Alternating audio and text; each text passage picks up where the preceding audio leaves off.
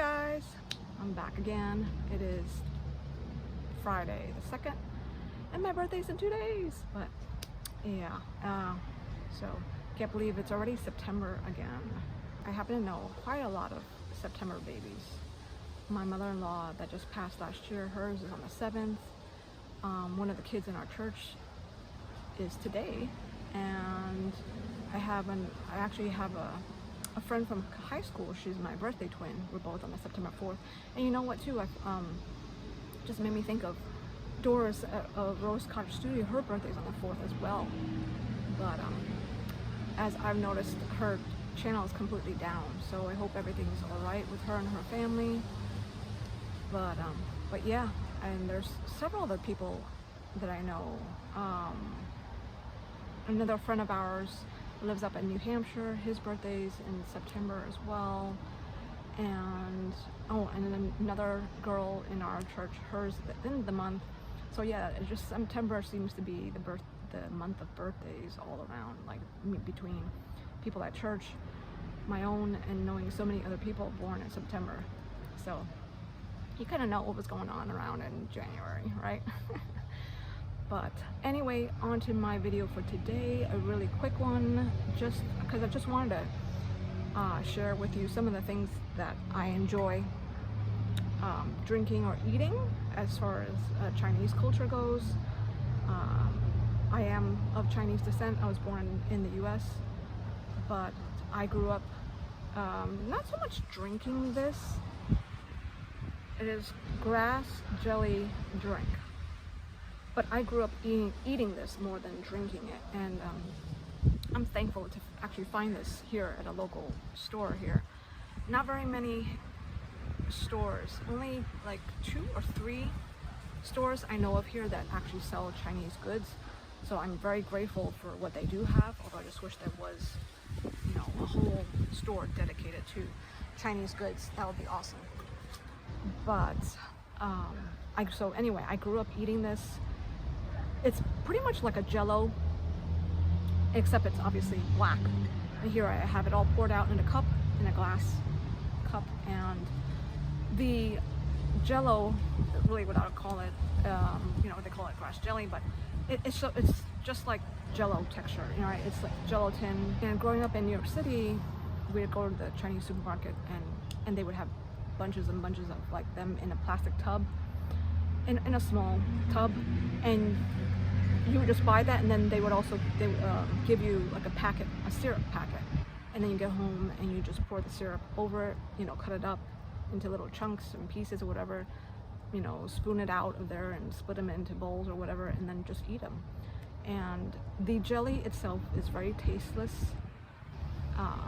And that's why you need a syrup, you know, something sweet over it, versus Jello that has the sweetener mixed into it, so that when it gels, the sweetness is already in it. So it's like, basically if you don't put the syrup on it, then it's just, to me, it's just tasteless. So but here is the drink, and this drink has, you probably can't see it, I don't know if you, as I swirl it around with my straw, you might be able to see the little bits, you know, swirling around in there. And so they have it, so there are jelly pieces in here. They're just really, really tiny pieces of jelly in here. And if you don't drink it with a spoon, not a spoon, you don't drink with a spoon. If you don't drink it with a straw, you will not get the jelly, and you'll end up just drinking it, and you'll end up with the bits of jelly at the very bottom.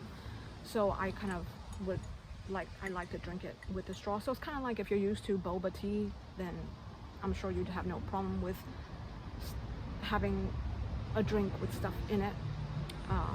But the taste, it's really hard for me to describe, besides the fact that it's sweet, you know.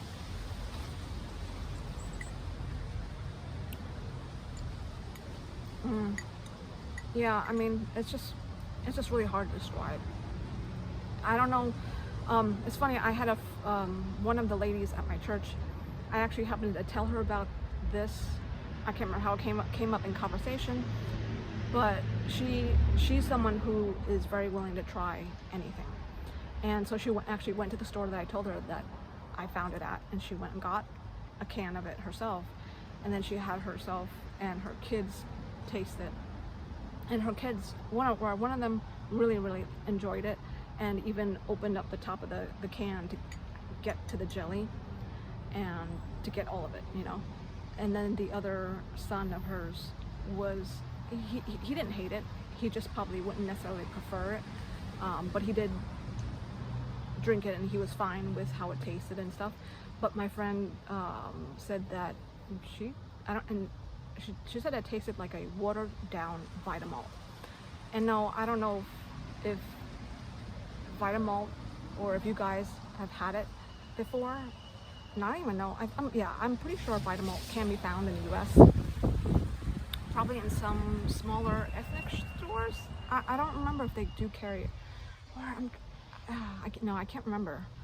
I can't remember if they do carry it like widely in, say, like Publix or some other supermarket. But so if you've ever had a Vitamalt, to me it does not taste like watered down Vitamalt, but to her it does. So I don't know. But so if you've had it, that can give you a sense of what it tastes like. I don't know.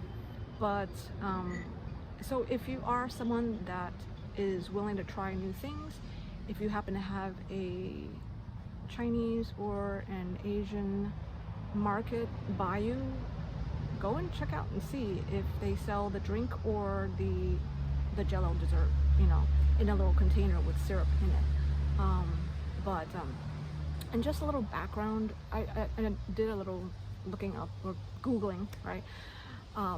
Looked it up, and it said that you make grass jelly from this plant called Platostoma cluster. Oh, I can't remember the last word. Luster? I can't remember. Something. It's basically, it comes from a plant. So you boil it and you steep it, and then the resulting liquid is this color, and then they add other stuff. And I can't remember if it has natural properties that causes it to gel or not.